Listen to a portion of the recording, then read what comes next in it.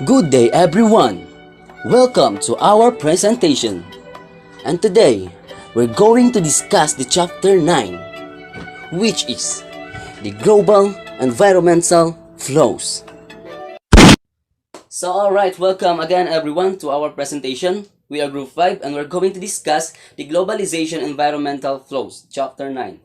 So, the reporters are Sachili Alfitri, that's me, Rinkiho Aaron Jade, Usman Mardamin, Gali Shania, Ajad Shinawi, and Aros Diana Love.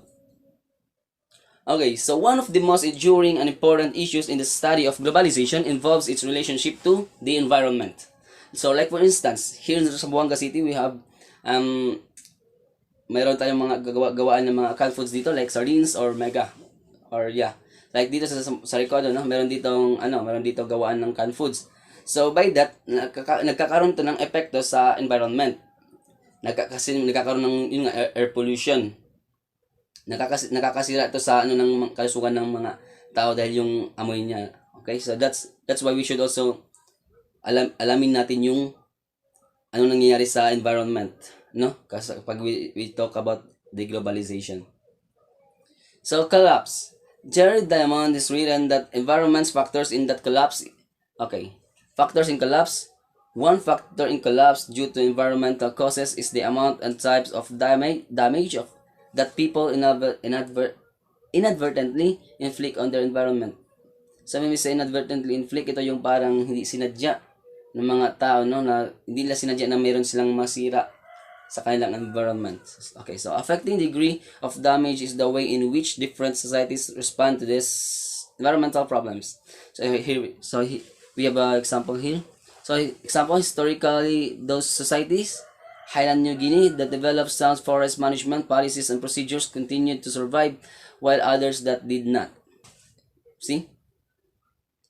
Dahil nga hindi nila sinadya na magkaroon ng negative sa isang lugar. I mean, yung focus na doon, nakasurvive na nga yung Highlands sa New Guinea, but the Easter Island is nag-collapse siya. At yun yung dahilan ng kung bakit nagkakaroon ng pag-collapse, na paglubog ng isang environment. So what is the unique of the global age? So globalization can be a cause of optimism in the sense that other parts of the world will be alerted to dangers elsewhere long before the dangers are critical to them. So that's why we have global interconnected. So when we say global interconnected, ito yung ecological problems in one part of the world are likely to affect others, perhaps the entire planet. So for example, yung parang yung pagkasunog ng yung sa Brazil, di ba? Yung nasunog yung Amazon. So pagkasunog ng Amazon forest daw is hindi lang doon sa environment nila nagkaroon ng problems, but also whole planet, right? Kasi nga sa doon sa Amazon, doon nanggagay yung 20% of oxygen na ginagamit na natin dito sa Earth. Okay? So that's why we also have United States played role in the global warming that is threatening large portions of the globe.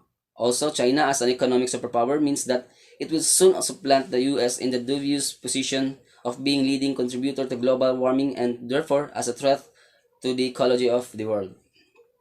Okay, so the leading environmental problems. So we have destruction of natural habitats.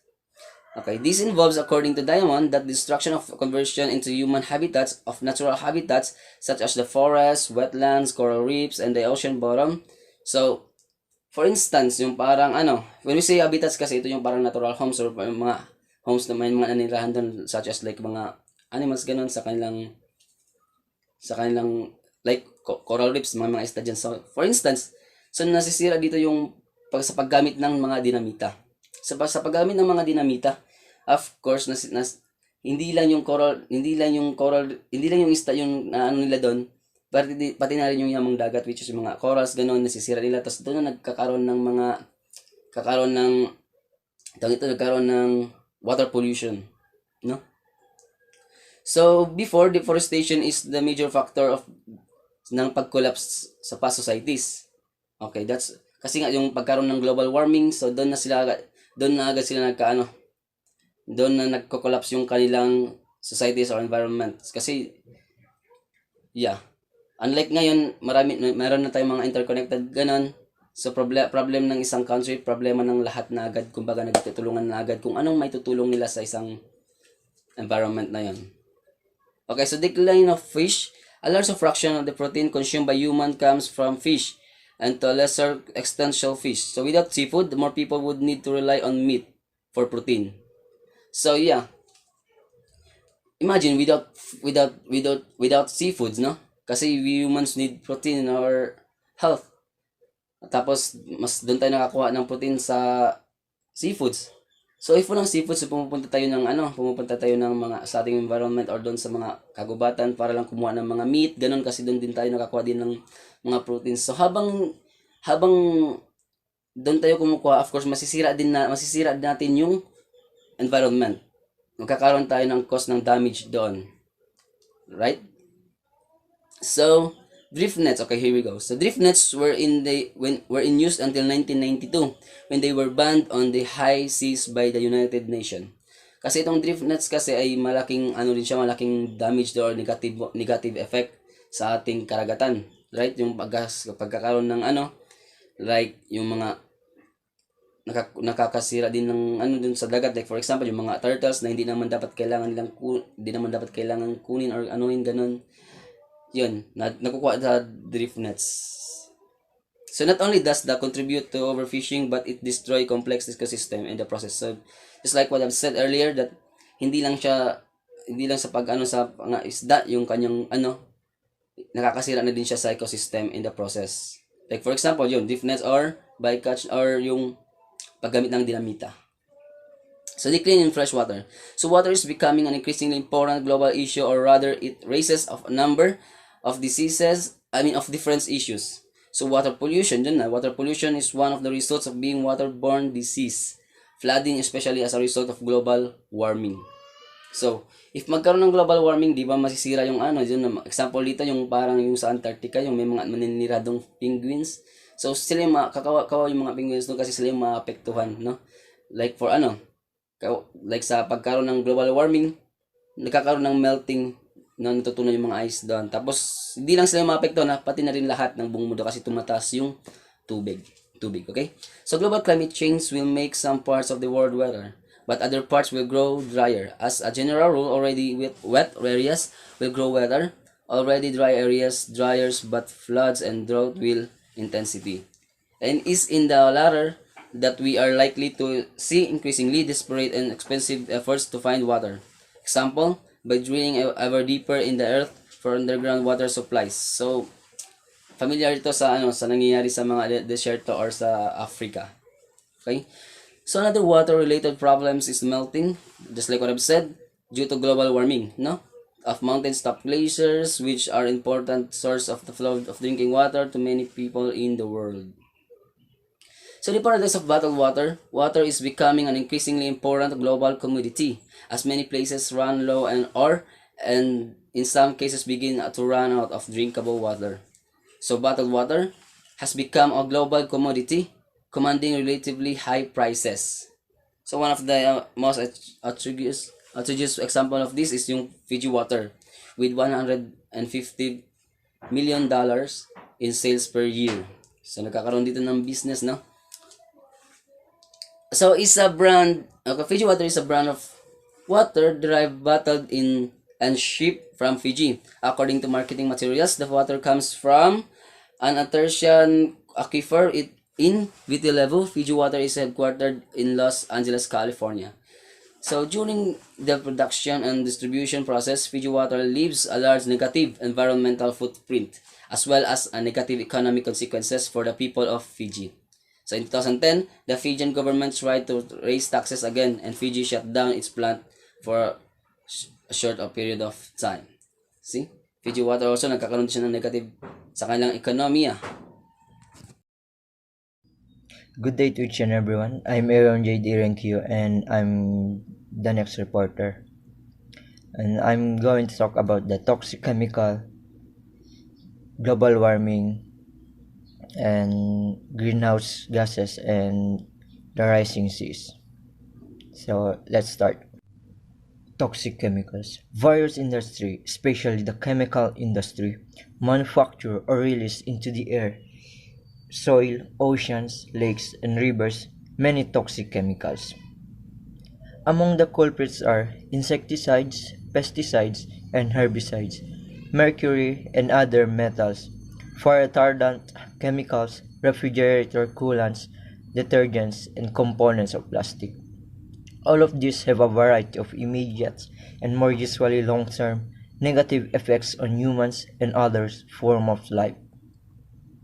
The chemicals can be toxic because they can harm us when they enter or contact the body, and they can threaten human health. And toxic chemicals are becoming more and more prevalent in our environment, products, and everyday lives. So one of the negative effect of chemical industry is the air pollution. Air pollution is caused by smoke or gases that came from car, truck exhaust. Isa na nga dito ang dahilan ay yung chemical industry, especially yung sa mga factories. So, bakit nga ba may chemical industry? Isa ito sa kahalagaan sa napapanatiling pag-unlad ng ekonomiya ng isang bansa, at ito ay may mahalagang papel sa pagpapaunlad ng ekonomiya ng anumang bansa. So, and what is the effect of toxic chemicals to globalization? Gaya nga ang nasabi ko, ang toxic chemicals o yung mga chemical industry ay may mahalagang papel sa pag-unlad ng ekonomiya ng ibang bansa. At isa ring halimbawa nito is yung pesticide. So kung wala ito, 'di ba, maubos lang ng mga pest yung mga food, like yung sabihin na natin ang mga fruits. And di naman sa maubos, pero ito ay magiging konti na lang kasi nga naubos na dahil nga sa mga pests. And because of that, the food will become more expensive. So if it will become expensive, di ba, wala na bibili sa'yo, and maghanap na sila ng kung saan may mura. So dahil di na sila bibili sa'yo at sigurado malulugi ka. So isa yung dahilan kung bakit napakahalaga ng chemical industry o yung toxic chemical sa panahon ngayon. Okay, next, PCB, chlorinated biphenyls, group of toxic chemical used extensively in insulators and coolers in electrical equipment, especially transformers, causes irritation to the eyes, skin, and lungs. Also suspected of causing cancer, accumulates in the environment and is absorbed into human fatty tissue. And next, DDT, dichlorodipheny chlorothane, an insecticide used primarily to treat common insects as a bioaccumulation and harm fish and soften eggs of birds of prey. And the last one for POP, persistent organic pollutants, known as forever chemicals, are organic compounds that are resistant to environmental degradation through chemical, biological, and polylytic processes. Because of their persistence, POPs bioaccumulation with potential adverse impact on human health and environment. Next, as you can see, okay, next let's go to greenhouse gases and global warming. Humans have produced gases that have damaged the atmosphere. Now ban refrigerator coolants damage the protective ozone layer, serve as greenhouse gases that absorb sunlight and contributed to global warming. Great concern this day is focused on the emission of carbon dioxide and the role it plays in global warming. To understand global warming, we need first to understand greenhouse gases effect. So, greenhouse gases, there are lots of gases that make up the Earth atmosphere. Some of these gases are carbon dioxide, methane, nitrous oxide. These three gases are called greenhouse gases. Are good if they are in the right quantity. They form a layer around the Earth which acts like a sort of blanket when the sun's rays are shined onto the Earth. Some of these rays are absorbed by the Earth. However, more of these rays are reflected back into the atmosphere when these rays hit the upper atmosphere. The greenhouse gases trap most of the heat from this ray. Some of them those still pass through and go back to space. The rays which are caught by greenhouse gases spread through the atmosphere in every direction. Because of that, of course, this keeps our Earth nice and warm.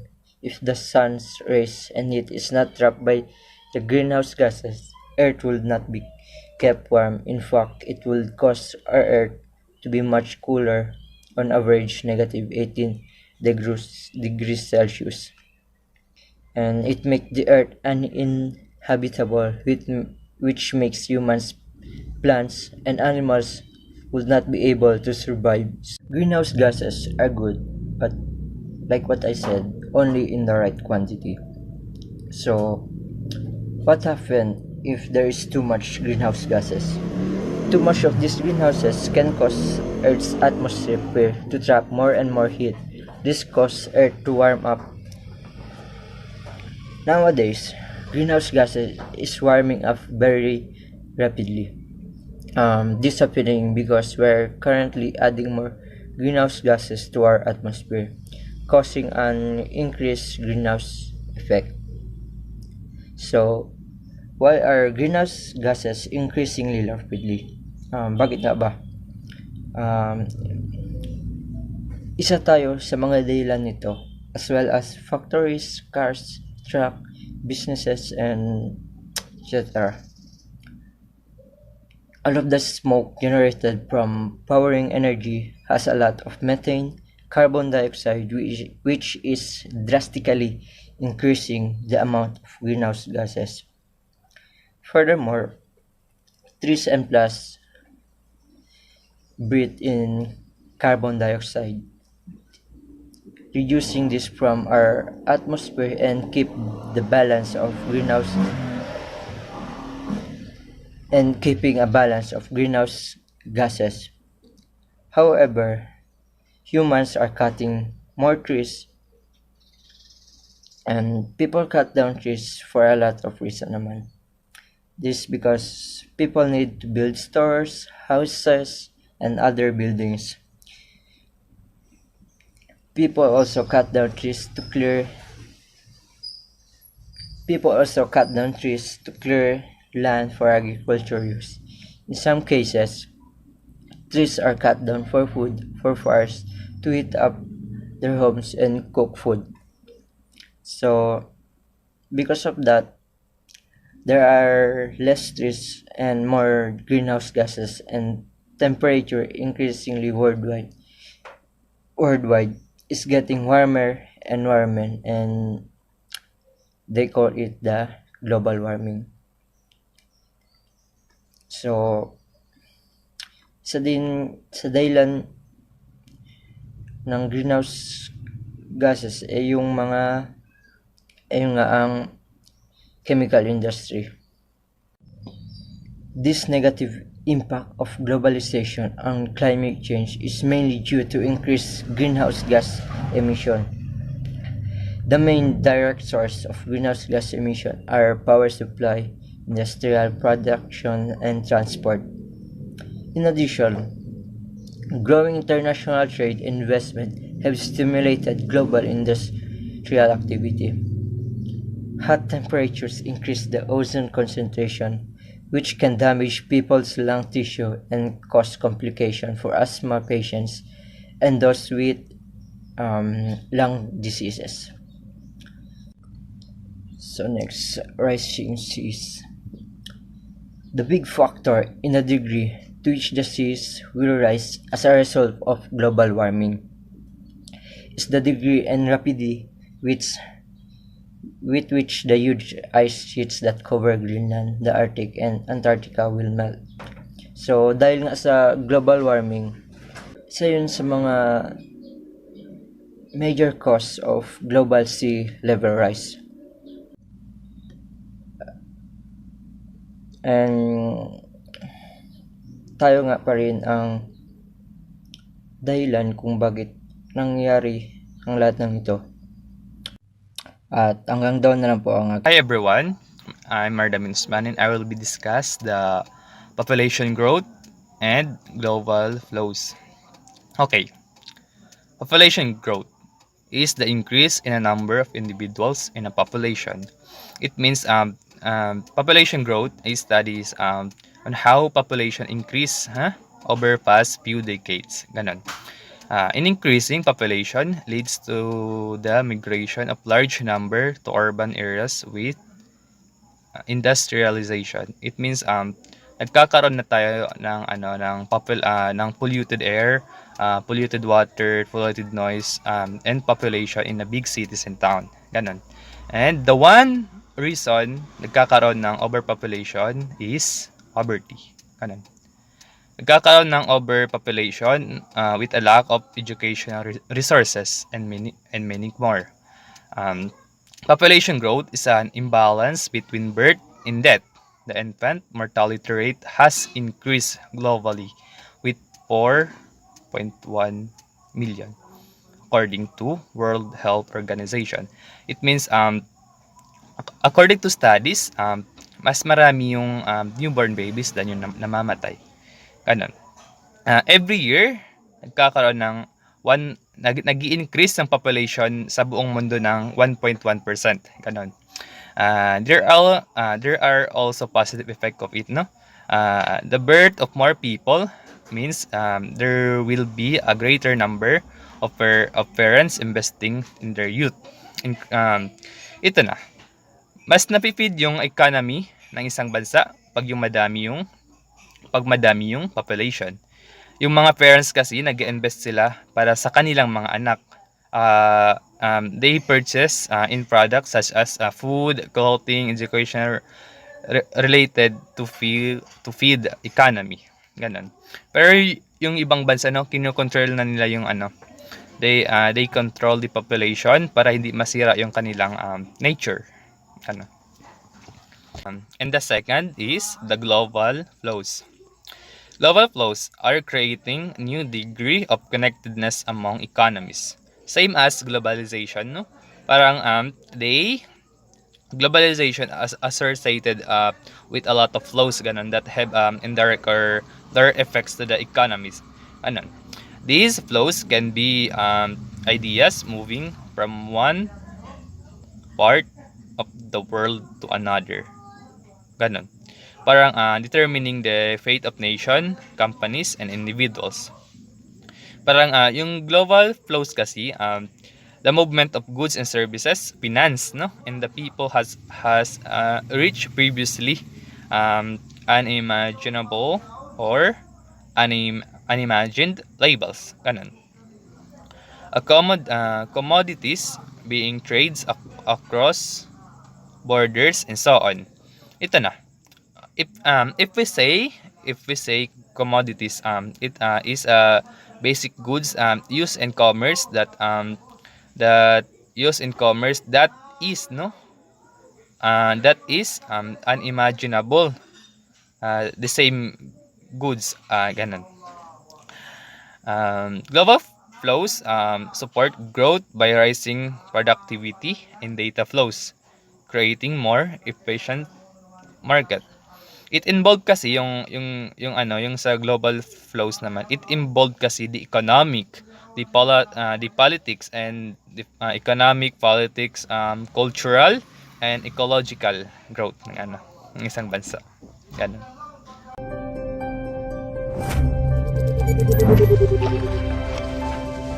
Hi, guys. Do you have time for a few quick questions? I see you're having a lot of fun, but do you ever stop and think if what you do is sustainable? And do you know what sustainable development means? Sustainable development is to make the world a better place for everyone now without destroying the possibilities for the next generations. If you wonder if something is sustainable, you can ask yourself, can we do this over and over again forever? Sustainable development means that we need to keep three things in mind at once: social progress, economic development, and climate and environment. First of all, we have to take care of our planet. We have many natural ecosystems that must be in balance in order for us to live here. The climate system is one of them. This system ensures that the temperature is correct and that the atmosphere emits exactly the right amount of solar energy. When we emit harmful greenhouse gases such as CO2, we clog the atmosphere. This changes the temperatures on Earth, which again affects our development. How we produce and use energy is incredibly important. Oil and coal are examples of energy we may run out of. Water, wind, and sun, however, will always be here. Using the lasting sources of energy that renew themselves is good for the planet and can provide jobs for years to come. Economics. Almost everything we develop, buy, and trade starts with nature.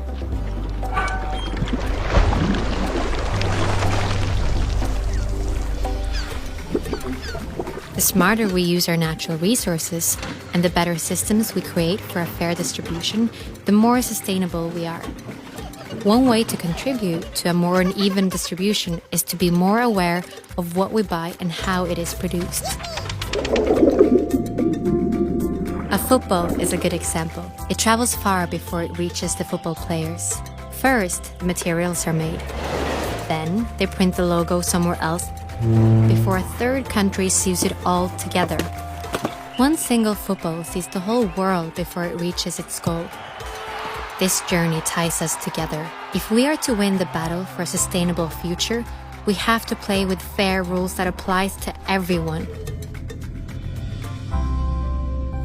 Social progress.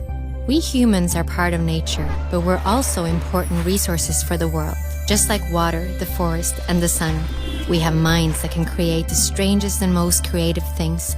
But for us to be the best versions of ourselves, there are certain things that must be in order, like having equal opportunities to education, safety, food, and medicine. This provides greater opportunities for us as human beings, but also for the planet. We just have to think in new ways. These three must work together. That is sustainable development. And there is actually a plan for this. All the countries of the United Nations have agreed on a joint plan for sustainable development. But for the plan to work, we need to cooperate, and we need you to be on board. Are you with us?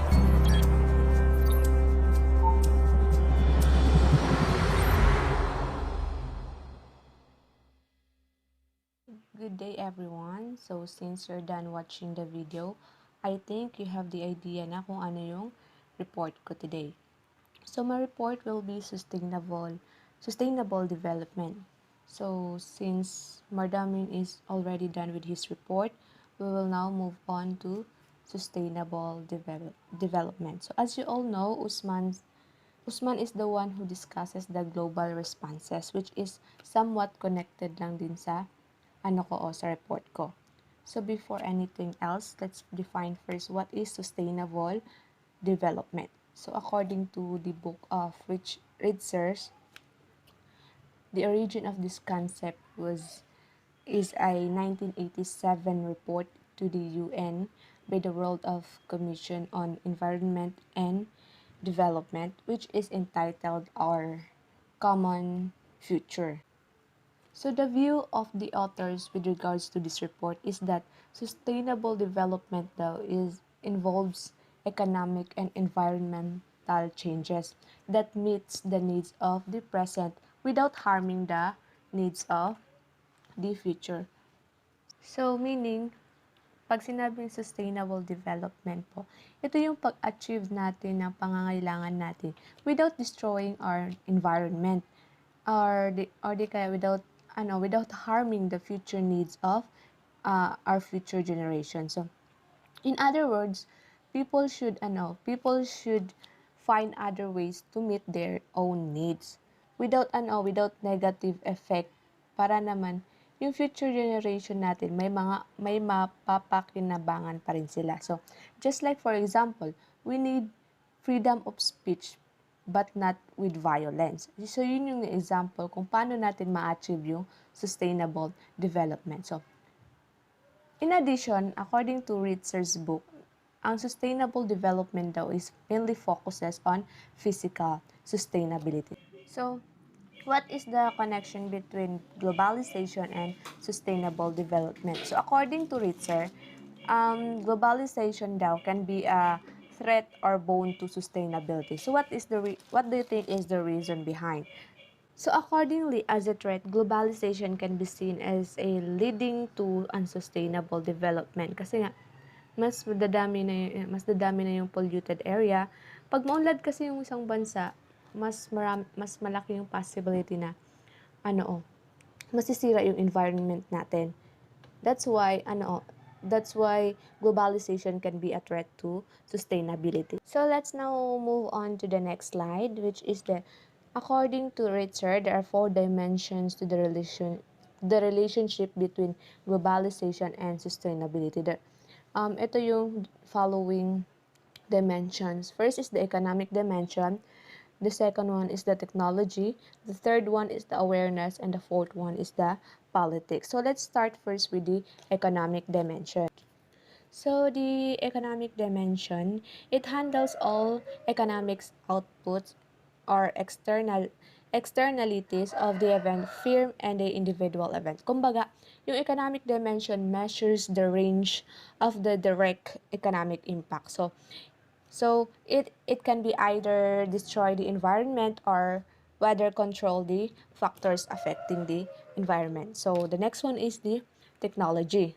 So technology can be seen as both producing environment degradation and creating the possibility of limiting damage. So the best example po for the creating the possibility of limiting damage is yung pag-disseminate ng mga information about environmental problems at saka yung cause nito through or via mass media pati ibang online platform. So, let's move on to the next dimension, which is the awareness.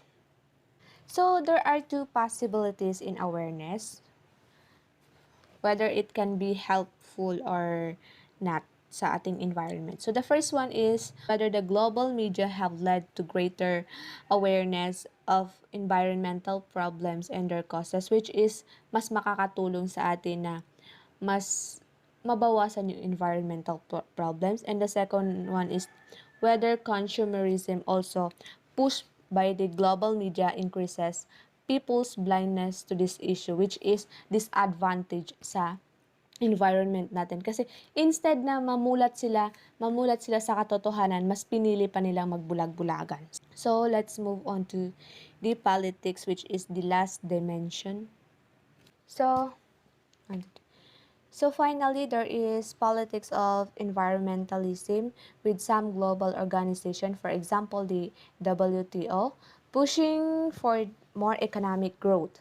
While many others, such as Greenpeace, are seeking to reduce it or to limit its negative impact on environment. So, since we are done with the 4 dimensions, let's move on now to the dealing with climate change. And for your information po, since nahihirapan po akong mag-adapt nung kay Ritzer, kumuha na lang po ako sa Google. Nasa baba yung link kung saan ko po yun siya kinuha. So, before jumping into dealing with climate change, let us first define what is climate change. So, climate change is one of the most complex issues facing us today. It involves many dimensions such as science, economics, society, politics, and moral, and also ethical question. So when you say climate change, it is a global problem. Pag sinabing global problem, hindi lang yung Pilipinas yung nakakaranas nito, kundi all over the world. So, climate change, ito yung pagbabago ng klima.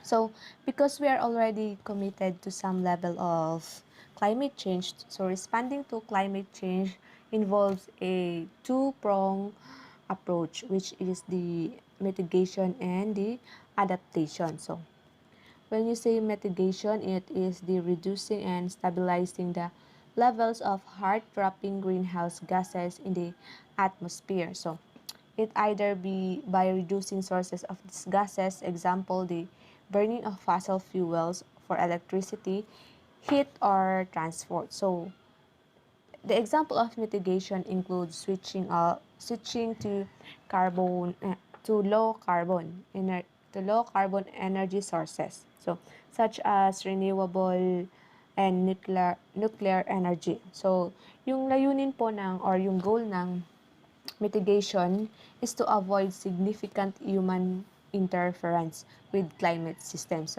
And also upang patatagin yung antas ng greenhouse gases within a given time frame. So, and the last one is to ensure that food production is not threatened. So, let's move on to adaptation. So, when you say adaptation, it is adapting to the climate change already in pipeline. So, meaning yung adaptation is adapting to life in a changing climate which involved to actual or expected future climate. So yung goal po ng ng adaptation is to reduce our vulnerability to the harmful effect of climate change, tulad na lang ng food insecurity. So that's all for the dealing with climate change. Let's move on to now to carbon tax. So according to Ritzer, carbon tax is more recent proposal for helping to reduce the emission of greenhouse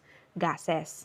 So yung carbon tax po, it is a fee imposed on the burning of carbon-based fuel just like coal, oil, and etc. So yung carbon tax po is a tax fee on the carbon content of goods and services. So yung government po nagset po sila ng prices that emitters must pay for each ton of greenhouse gases emissions they emit. So, yun po yung carbon tax. Let's move on to carbon neutral. So, just like dealing with climate change, yung carbon neutral, kinuha ko lang din po sa Google kasi nahihirapan akong intindihin yung nasa book ni Ritzer. So, carbon neutrals means having a balance between emitting carbon and absorbing carbon from the atmosphere in carbon sinks. So meaning pag sinabi mong carbon neutral, ito yung pagbabalanse between pag-produce at pag-absorb ng carbon from the atmosphere in carbon sinks. So yung carbon sink, ito yung it is a system wherein it is more on absorbing carbon than it emits. So yung carbon sequestration is ito yung tawag sa pag-remove ng carbon dioxide from the atmosphere and then storing it. So that's all for my report. I hope you have learned something. Thank you. Good day everyone, my name is Shinawi Adjod. I am the fifth reporter from this group and I will be reporting the alternative fuels and power sources and technological fix. But before I start my report, I will be giving you first the recap on what the previous reporter have reported. So the previous reporter have tackled the sustainable development, which is it involves economic and environmental change, and the main focus on it is on physical sustainability. So the reporter mentioned the fourth dimension to the relationship between globalizations and sustainability is economic dimension, technology, awareness, and politics. She also included the dealing with climate change. She also discussed about the carbon tax, carbon neutral, and carbon sequestration. Yes, so let's proceed to my report. So first is alternative fuels. which is this is the global problems associated with extraordinary use, especially in United States, use of gasoline to the power of automobile. So when we talk about automobiles, it includes the minivan, car, sport car, or different types of car. So why US? Because US is world leader in automobile and the use of gasolines.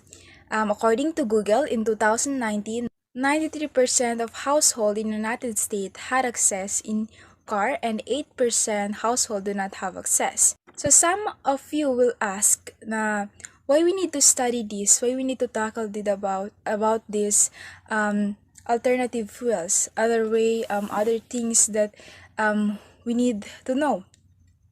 Simply because we need to study this to us to prevent these issues, this problem. Hindi naman siya mawawala, but to prevent lang. For example, environmental issues, food waste, air pollutions, deforestations, global waste, producing carbon dioxides, yung mga may mga alternative fuels kasi hindi siya masyadong nag-produce ng carbon dioxide. So as we all know, kapag gumagamit ka ng gasoline into your car, grabe yung usok. Pumupunta sa ozone layer, tapos ina-absorb ng ozone layer yung gas or yung carbon dioxide, then yun, nagkakaroon tayo ng climate change or global warming. This is the reason why we have to study these alternative fuels. As we go on in my report, we will know what kind of fuels or alternative fuels that we have to know. We have to know. The first in the list is hybrid technology. The hybrid technology, which include the hybrid vehicle, is one of the use two or more distinct types of power, such as submarines that uses diesels when surface and batteries when submerged. In this hybrid technology, hindi na natin pwede gamitin yung reason na wala tayong choice kundi gamitin yung gasoline, because as you can see in your screen, we have these 6 choices to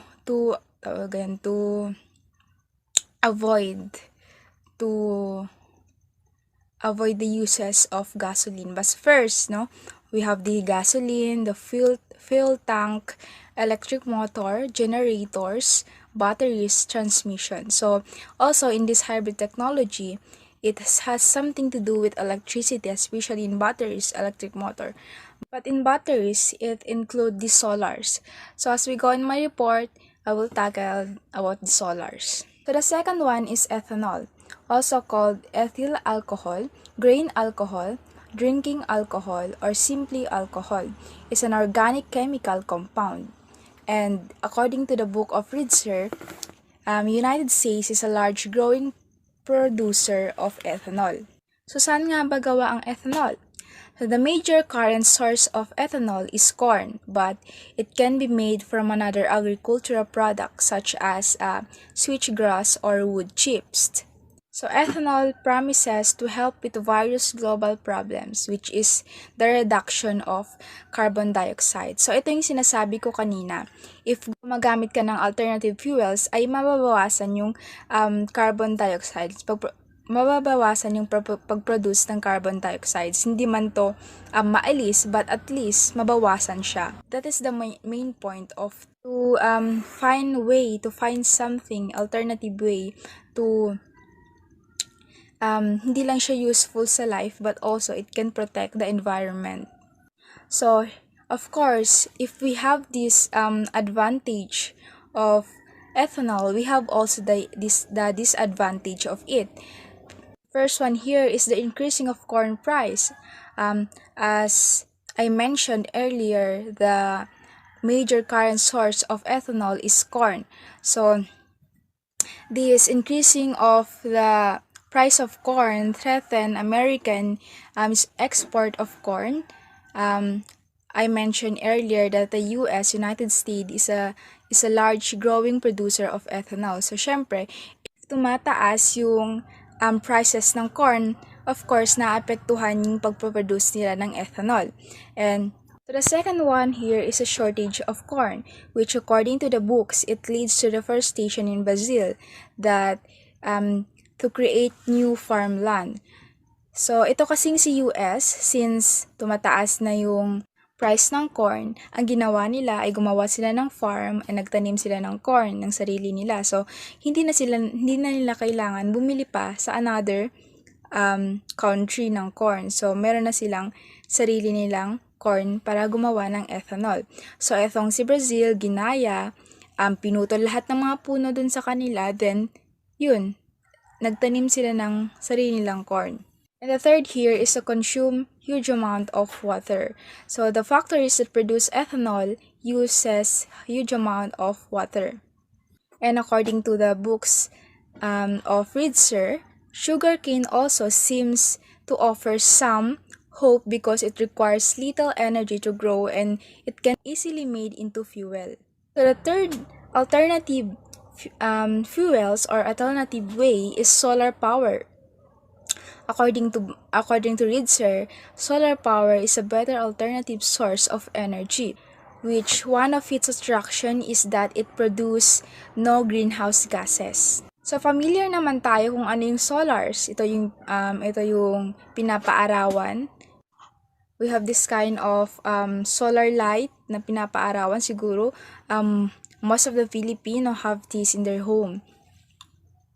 And the disadvantage of this solar power is the cost, because solar remains more expensive than using fossil fuels. So as we all know, person have this critical mind, which is kung meron naman palang mas mura dyan, why not yun nila yung gamitin, right?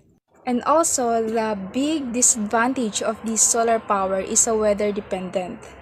As we all know, solar power is relatively useful pag sunny days siya. So, if may bagyo, bayla yung solar power na car mo. Ito yung big advantage niya is nakadepend siya sa tawag dyan, sa weather. So, siguro ito yung ito yung good idea if nasa desert ka. Mainit na sa mainit na lugar. So, I think nag-work ito. But, in Philippines, I think hindi siya nag-work kasi, as we all know, Philippines, always nag-aulan. So, hindi siya useful sa mga Filipino citizen. The third topic that I will be discussed, which is connected to the solar power, is technological fix. So, what is technological fix? It is the idea of finding technological solution in all social problem. It is of finding new technologies seem far easier and less painful than the much harder task of getting a large number of people to change long-standing behavior. So, technological fix is something finding solution in a technology. It says here that the work will be easier and less painful. So, we don't have to hire hundreds of people to solve the problem. So, technological fix can do it. One of the example of this is the technology of the Japan, the advantage of a technology in Japan, which is ginagawa nilang employees, yung mga robot na example sa isang restaurant, imbes na tao yung nag-serve sa'yo ay robot na. So, this is practical. And, diba, if mag-hire ka pa ng hundreds of people, it will take time, take money, and nagiging hard pa yung task.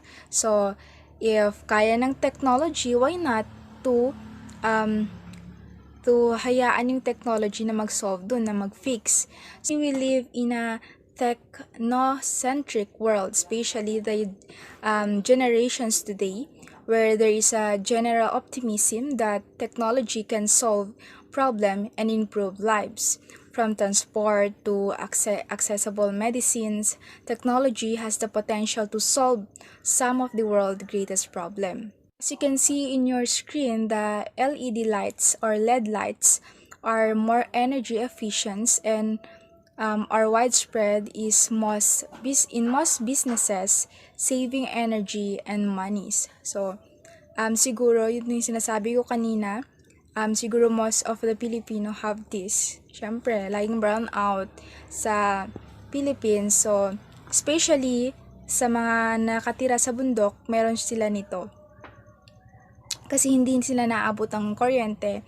So, to save money, to save energy, they will buy this. And nag-work ito if isa charge or may mga solars din na ganito. And the second picture is 3D printers have created this artificial coral reef to combat declining environments for tropical fish. But overall, no, if meron tayong ganitong advantage, of course, nandyan si disadvantage. So, sa baba nakikita nyo, ito yung mga effect if the technological fix goes wrong, which is the spill of water, nagkakaroon ng burning. So, in Ritzler book, we have this called geoengineering, which, yun na nga, in this problem, these environmental issues, the developing countries such as India or India and China can afford the use of automobiles. And in that, lumalago na rin yung paggamit ng gasoline, which is yung pinaka major problem in the world. Let's set the example of Philippines. Sa Manila nga siya nagkakaroon ng traffic kasi most of the family in Manila have their own car. So si EDSA nga, 'di ba? Kahit pandemic, sobrang traffic pa rin. Sa pagdami ng mga cars, automobiles, nag-produce ito ng napakaraming carbon dioxide, which is nakakasira ng ozone layer.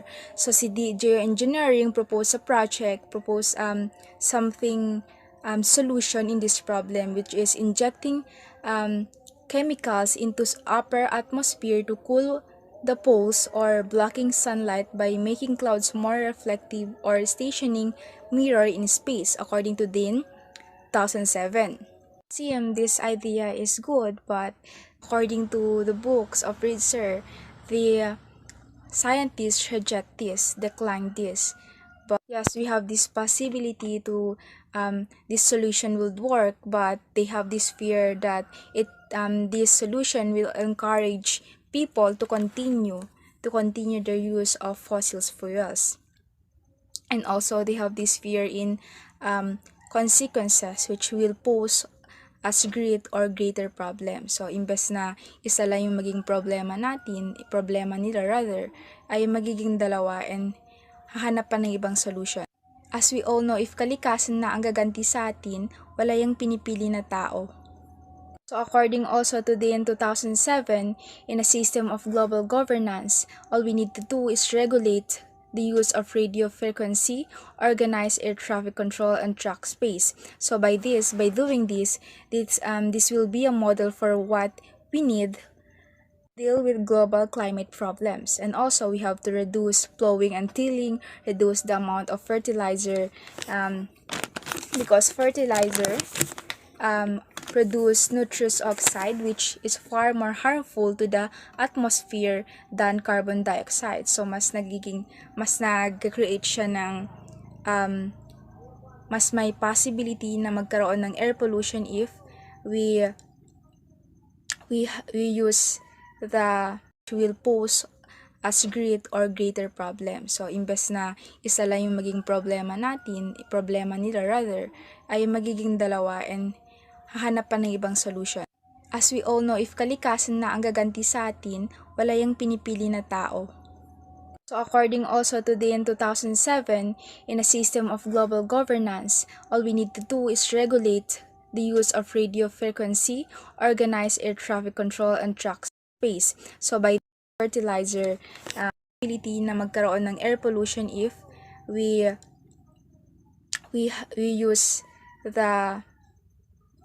use this fertilizer. Also, we have to plant sheet of trees and if possible, it much be better if we also add some fruit of trees. So by this, we are able to survive climate change. So in addition, as you can see in the right, in your right it is called Doomsday Vault, which is located in the Norwegian mountainside, which is being stocked with seeds from around the world. And this is the idea. The hope it is that some of these seeds stored will be ones that save humanity from starvations.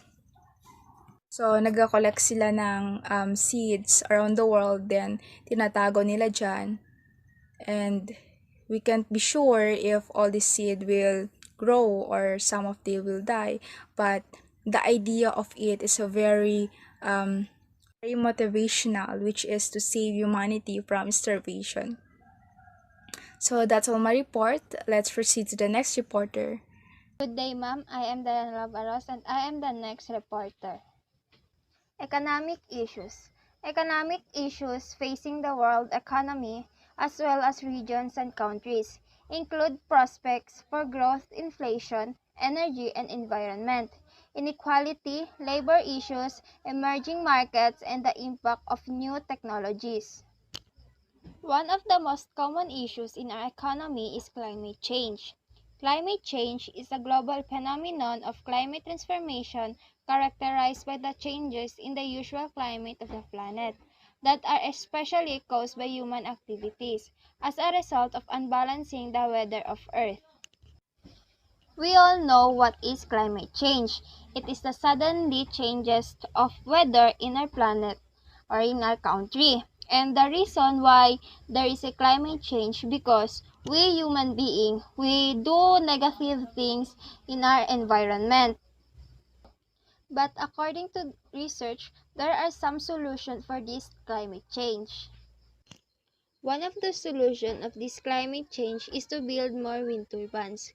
Wind is an emission-free source of energy, and using this wind, it could produce energy that has fewer effect in our environment. And with these wind turbines, it may also reduce the amount of electricity generation from fossil fuels, which result in the lower total air pollution and carbon dioxide. So, magagamit talaga natin tong wind turbines kasi nakakatulong talaga siya na mabawasan ang air pollution sa ating planeta. One of the solution of this climate change is the solar panels. Solar energy decreases the greenhouse gas emission, and these greenhouse gases are produced when fossil fuels are burned. Ito yung napoproduce natin ang greenhouse gases pag tayo ay nagsusunog ng fossil fuels na ginagamit natin sa electricity. And by these solar panels, nare-reduce din ang demand natin sa fossil fuels at nababawasan din ang pag-produce natin ng greenhouse gases na nagiging sanhi ng pagkasira ng ating environment. One of the solution of this climate change is the reforestation. Reforestation is one of the best way to solve this climate change because it is the best way to remove the carbon dioxide from our atmosphere. The other solution of this climate change is building power plants able to recapture carbon dioxide. Also, more nuclear power plants because these nuclear power plants produce no greenhouse gases during operation and also retooling large industries. But as we all know, this effort need to undercover globally. So lahat dapat ng nation is gagawa ng paraan upang masolusyonan itong climate change. But if we provide more wind turbines, solar panels, hindi naman lahat ng nation is makakapag-provide ito agad. Lalo na at ang materials nito is galing pa ng ibang bansa. But hindi naman lahat ng nation is kayang mag-provide nito because some of the nation is also experiencing right now a poverty. Opposing environmentalism is one of the global environmental flaw.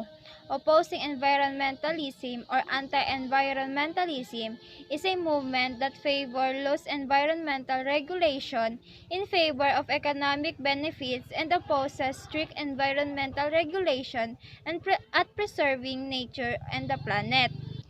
This opposing environmentalism is sila yung mga grupo na kumakalaban sa mga environmentalist na sobrang higpit na sa ating environment to the point na parang sila pa mismo ang nakakagawa ng ikakasama ng ating kapaligiran. One of the example of opposing environmentalism is the World Wildlife Fund. This World Wildlife Fund is an organization. It is an international non-governmental organization founded in 1961. This organization works in field of wilderness preservation and the reduction of human impact on the environment. The reason why this World Wildlife Fund is not under in government because they believe na hindi lahat ng ginagawa ng mga environmentalist na under sa government ay tama at nakakatulong sa ating kapaligiran. One of the program of this World Wildlife Fund is the Amazon Region Protected Areas. The Amazon forest is important to the world for its innumerable trees that absorb enormous quantities of carbon dioxide. That capacity has declined dramatically and instead, decaying plant life in the Amazon is contributing heavily to the production of carbon dioxide and therefore to global warming. As we all know, trees is one of the most important in our environment dahil ang mga puno ang isa sa mga nakakatulong upang mabawasan ang carbon dioxide na meron tayo sa ating environment. And also, ang mga puno is nagpo-provide din sila ng fresh oxygen para sa ating mga tao. However, some businessmen have reacted with this organization negatively. The first negative reaction of the businessman with this organization is it is seen as impeding their ability to develop the region and its natural resources and thereby to increase their business and profits. For them, ang organization na ito ay ginawa upang sa sariling interes, sa sariling pakinabang lamang ng organization na ito. Second, it is seen as itself a kind of colonialism in which foreign, especially American entrepreneurs come into develop the area, perhaps preceded by military. So naniniwala din sila na kaya ginawa ang organization na ito is para mag-overcome to other country upang sila mismo ang mag-handle sa isang country. But the WWF or World Wildlife Fund denies such interest and association and says that it is simply seeking to protect land that the Brazilian government has failed to protect. Summary of the chapter. This chapter examines the detrimental impact of negative global flows on the environment. The most developed countries are disproportionately responsible for the current environmental problems. These countries are also better equipped to deal with these problems. The relationship between environmental damage and societal collapse is examined in this chapter. It is argued that unlike in the past, global interconnectedness ensures that damage to nature will not be confined to isolated geographical areas. A major environmental problem is a destruction of nature habitats and particularly through deforestation.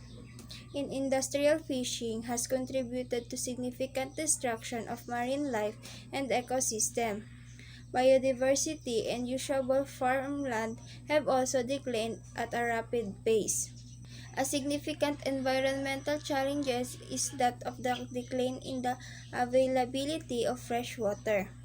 The decline in the water supply as a result of degradation of the soil or desertification has transformed what was once considered a public good into privatized commodity.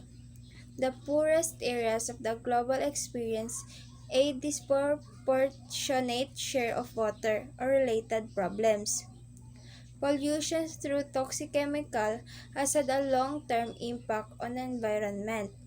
The use of resistant organic pollutants has led to significant industrial pollution, greenhouse gases, gases that trap sunlight and the heat in the earth, at Earth's atmosphere contribute greatly to global warming.